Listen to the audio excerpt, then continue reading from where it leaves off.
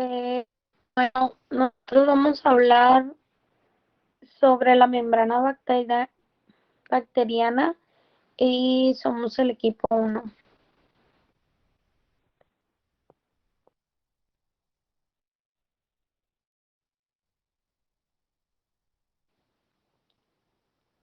La membrana citoplasmática bacteriana es la estructura de tipo de bicapa proteolipídica que delimita al protoplasto. Su proporción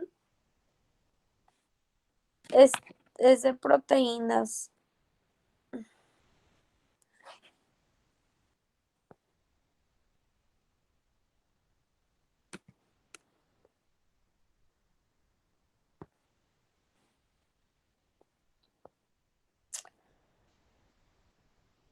Eh, bueno, nosotros somos el equipo y les vamos a hablar sobre la membrana bacteriana. Mi nombre es Marlene Guadalajara y voy a hablarles un poquito de la generalidades de la membrana. La membrana citoplasmática bacteriana es la estructura de tipo bicapa proteolipídica que delimita al protoplasto. Su proporción proteínas lípidos es superior a la de las membranas celulares eucarióticas, llegando a alcanzar valores relativos de 80-20.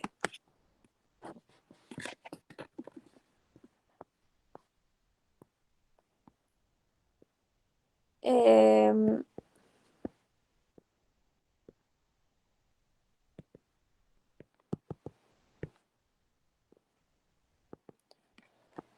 esta membrana consiste en una bicapa lipídica que está compuesta de grupos polares hidrófilos hacia afuera y las cadenas hidrofóbicas de ácidos grasos, o en el caso de las arqueobacterias, de alcoholes, hacia adentro ajustándose al modelo de mosaico fluido de Singer y Nicholson.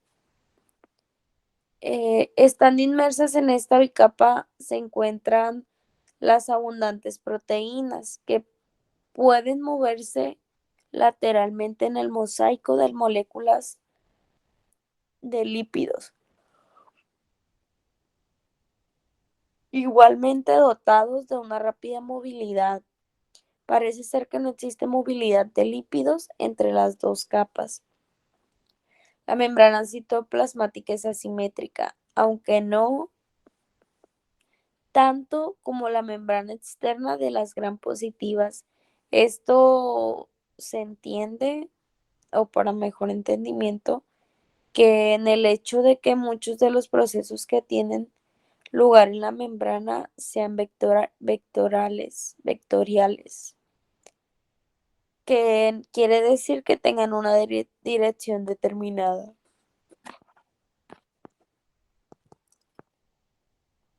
Las membranas procarióticas, a diferencia de las eucariotas, carecen de esteroles con las salvedades de cianobacterias.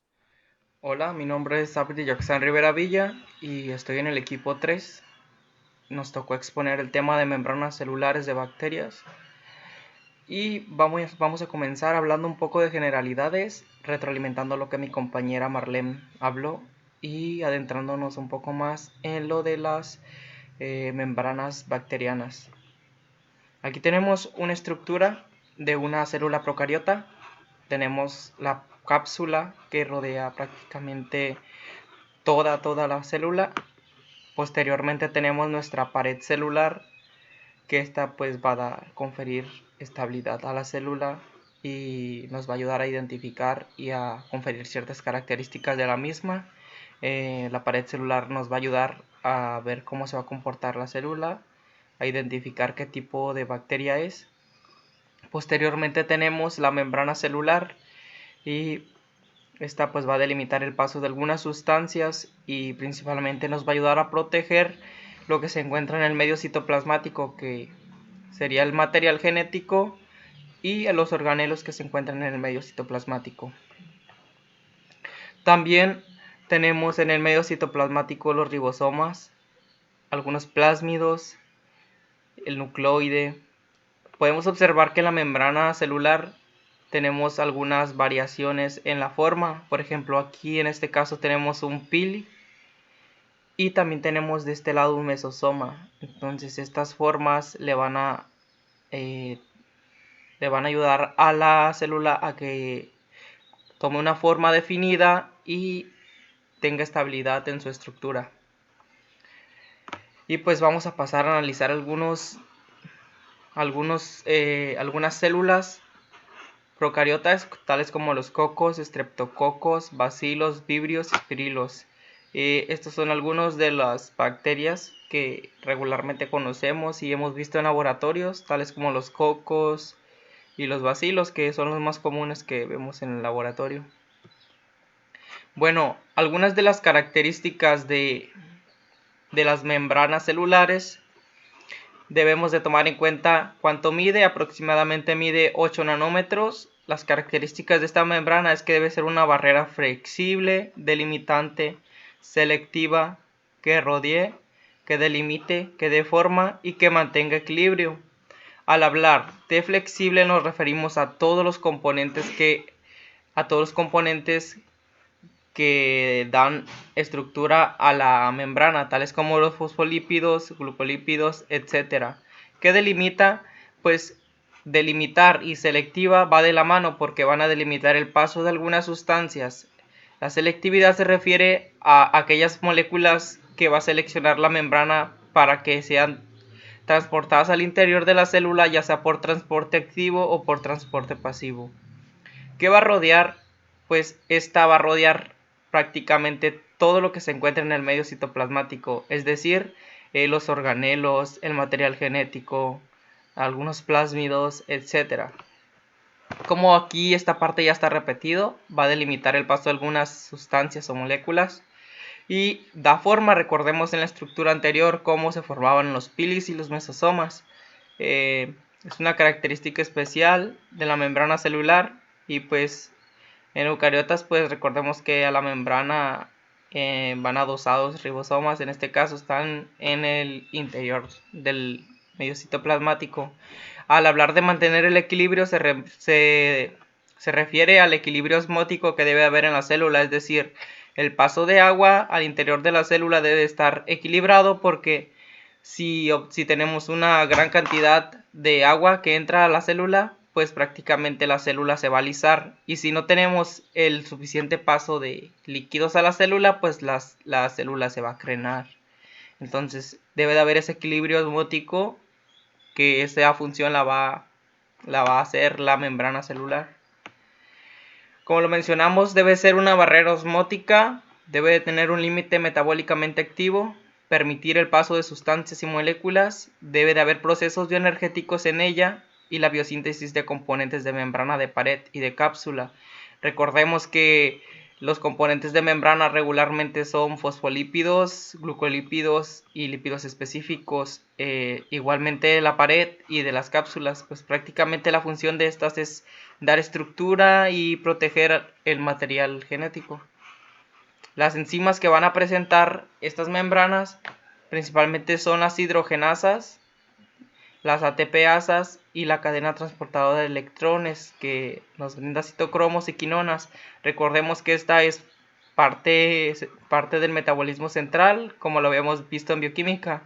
Por lo tanto, al saber esto debemos de analizar que hay un punto de anclaje de cromosomas y de algunos plásmidos.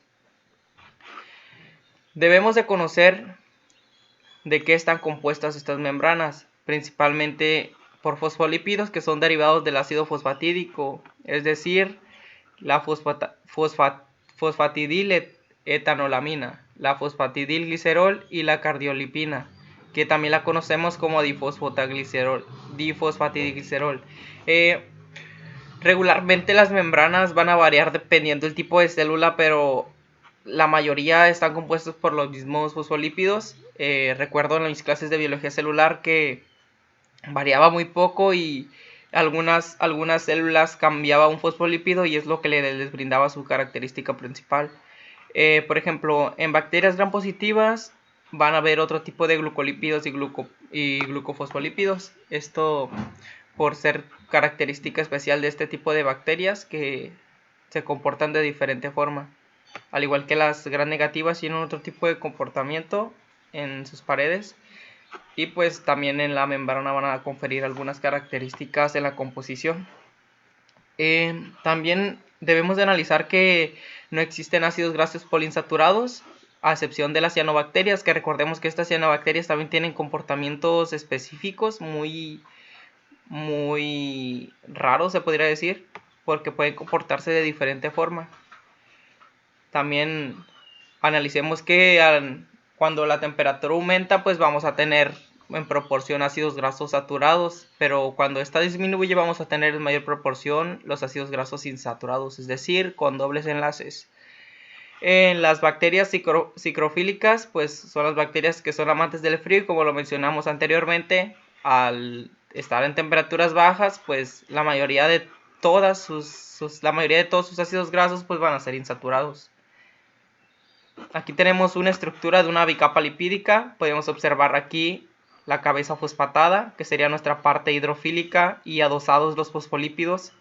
En la parte central de la bicapa lipídica tenemos la parte hidrófoba, que serían los ácidos grasos. Y en la parte aquí tendríamos un anclaje de colesterol que brinda estabilidad. Al menos en células eucariotas es muy, pero muy característico encontrar colesterol en esta parte de la membrana. En la parte hidrófoba siempre va a haber colesterol, principalmente en células eucariotas que brindan esta estabilidad estructural a la membrana. Y pues la región del glicerol adosado a los fosfolípidos, pues esta sería la parte hidrofílica, que aquí estaría dado nuestro enlace éter, en esta parte de aquí. Sería un enlace carbono-oxígeno y un enlace carbono-carbonilo. Entonces, esta sería nuestra bicapa lipídica. ¿Por qué bicapa lipídica? Porque está compuesta por dos, o sea, sería una capa aquí y otra capa acá, de las mismas características, con una parte hidrofílica y con una parte hidrofóbica. Y aquí está de manera más específica cómo estaría compuesta nuestra composición de la capa, la biocapa lipídica. Aquí en esta región de rojo sería nuestra región hidrofílica, que sería la cabeza fosfatada, que estaría dada por el glicerol y los fosfolípidos. En la parte de la cola hidrófoba, pues estarían todos nuestros ácidos grasos unidos entre sí por enlaces carbono-carbono. Y el enlace que estaría dado entre los ácidos grasos y el glicerol sería un enlace éter. Por lo tanto, la estructura va a estabilizarse por puentes de hidrógeno, e interacciones hidrofóbicas. Es decir, como lo mencionábamos, los ácidos grasos, pues al ser del mismo tipo de sustancia, pues se van a estabilizar entre sí, porque prácticamente son los que se van al centro de la bicapa lipídica. Lo que se expone prácticamente es la región hidrófila, y la parte del interior serían los ácidos grasos, que prácticamente sería como la matriz de la membrana.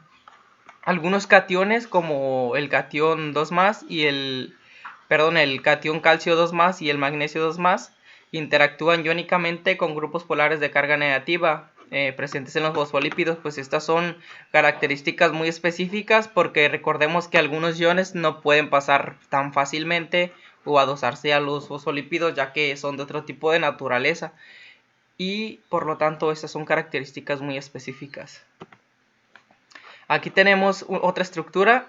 En este caso, de este lado podemos encontrar la parte hidrofílica, que sería la cabeza fosfatada unida a los fosfolípidos. Este sería el exterior de la célula y este lado sería el interior.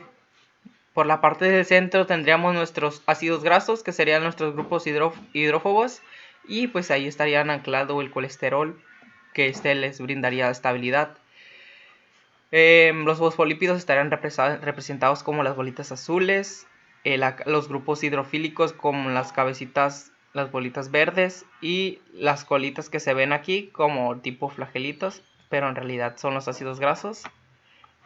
Y lo que encontramos aquí, que parece una papa cortada a la mitad, pues son proteínas ancladas a la membrana, que estas nos van a ayudar a que se unan los sustratos y se transporten al interior de la célula. Prácticamente lo que hacen estas es ayudarnos al transporte de moléculas al interior de la célula. ¿Y con qué finalidad hacen este transporte? Pues con la finalidad de obtener energía en los procesos metabólicos. Las proteínas periféricas de la membrana, conocidas como lipoproteínas, algunas proteínas contactan con la membrana para el procesamiento de moléculas y el transporte al interior de la célula, lo que estamos comentando. ¿Y por qué se va a dar esta unión entre la membrana? Esto se debe a que una cola lipídica en el extremo amino terminal, esto permite el anclaje de la membrana. Por lo tanto, esas proteínas van a tener esta cola lipídica y como sería por complementariedad de los grupos lipídicos que contienen, se van a unir. Eso sería como lógico entenderlo, porque si es algo de lo mismo, pues se une. Y pues básicamente nos van a ayudar al transporte de sustancias al interior de la célula. Y lo que habíamos mencionado antes sobre la estabilidad que da el colesterol, pues el colesterol es un esterol.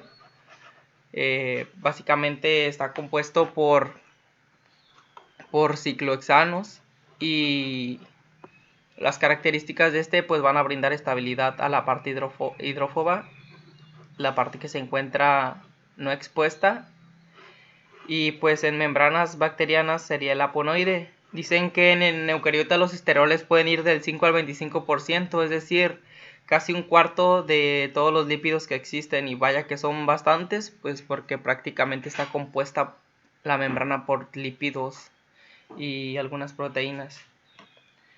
Y ya para terminar de exponer mi parte, aquí hablamos sobre el enlace éster que se da, ya lo estuve hablando al inicio, entre el glicerol y los ácidos grasos. Aquí tenemos nuestra parte hidrófoba, y esta sería nuestra cadena fosfatada. El enlace se da entre un enlace carbono-oxígeno y el enlace carbono-carbonilo.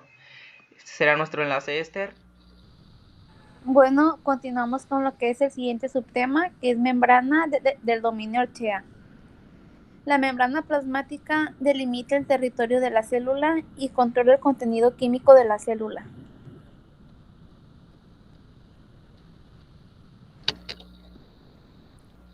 Las archaeas son un grupo de microorganismos procariotas unicelulares que, al igual que las bacterias, no presentan núcleo ni orgánulos membranosos internos, pero son fundamentalmente diferentes a estas, de tal manera que conforman su propio dominio reino. Aquí tenemos una imagen y mostramos lo que es la cápsula, su pared celular, la membrana plasmática, citoplasma, ribosomas, plásmido, fili, flagelo y nucleoide.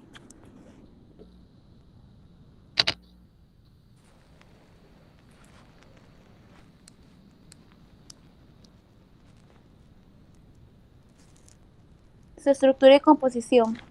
Las arqueas carecen de membranas internas, de modo que sus células no contienen orgánulos. Está habitualmente delimitada por una pared celular y que nada por medio de uno o más flagelos. En su estructura general tiene una única membrana plasmática y pared celular, y carecen de un espacio periplasmático. La excepción de esta regla general es que la arquea que contiene un espacio periplasmático particularmente grande, que contiene vesículas limitadas por membranas y que queda cerrado por una membrana exterior. Tenemos algunas características de la archaea. La envoltura celular es monodotérmica. Su pared celular es glucoproteínas y polisacáridos. Su membrana plasmática, lípidos con enlaces éter o a veces monocapa. Genoma, cromosoma circular, traducción y transcripción similares a la eucaria. Estructuras celulares sin ángulos, rodeados de membranas y sin núcleo. Ribosoma 70S, reproducción asexual, transferencia horizontal de genes. El hábitat. Las arqueas existen en una gran variedad de hábitats. Son una parte importante de los ecosistemas globales y podrán representar hasta un 20% total de los biomas de la Tierra. Tenemos algunas otras características que son arquea, célula procariota, pared bacteriana sin peptidoglucano, morfología bacilos, cocos y hélices, propiedades fisiológicas, aerobios, anaerobios facultativos, anaerobios estrictos, habitan en ambientes extremos, metanógenos, halófilos extremos, termófilos extremos.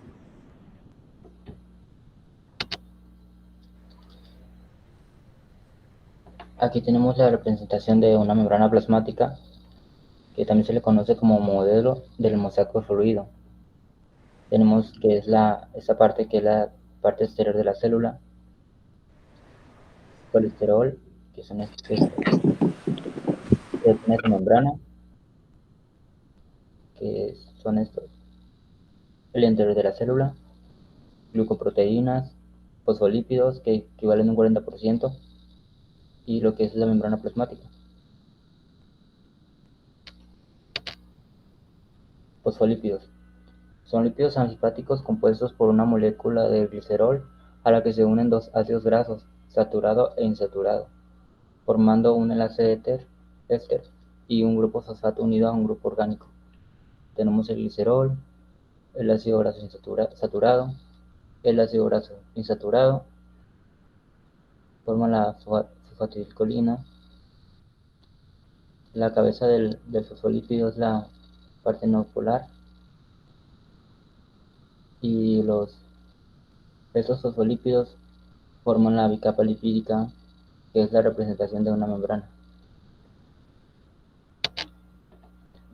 Lípidos en bacteria y arquea tienen diferentes enlaces químicos. En bacterias tienen enlace éster y en arqueas tienen enlace éter.